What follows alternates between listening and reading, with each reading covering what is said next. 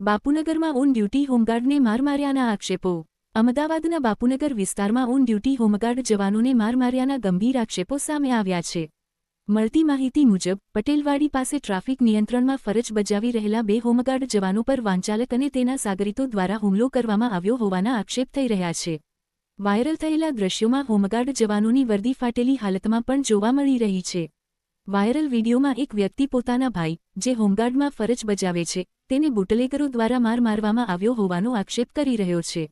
સાથે જ ઘટના સ્થળથી પોલીસ સ્ટેશન નજીક હોવા છતાં પોલીસ સમયસર ન પહોંચી હોવાના પણ આક્ષેપ કરવામાં આવ્યા છે। વિડીયોમાં બેફામ દારૂના ધંધા અને પોલીસની કામગીરી અંગે પણ અનેક આક્ષેપો કરવામાં આવ્યા છે। જો કે સત્યની અસર વાયરલ વિડીયોમાં કરાયેલા આક્ષેપોની કોઈ સ્વતંત્ર પુષ્ટિ કરતું નથી। હવે સમગ્ર મામલે પોલીસ શું કાર્યવાહી કરે છે તે જોવું રહ્યું। આ વિડિયો જોઈને મારા ઉપર એલિગેશન થશે 10 વાર। કેમ કે હું વિરોધ થઈ રહ્યો છું એટલા માટે, બરાબર? પણ વિરોધ નથી, કાયદેસર આ લોકોએ માર્યો છે ભાઈને, મારા હોમગાર્ડ ભાઈને માર્યો છે ને, એટલા માટે હું વિરોધ કરી રહ્યો છું કે વર્દી ઉપર હાથ ઉપાડ્યો છે એટલા માટે વિરોધ કરું છું।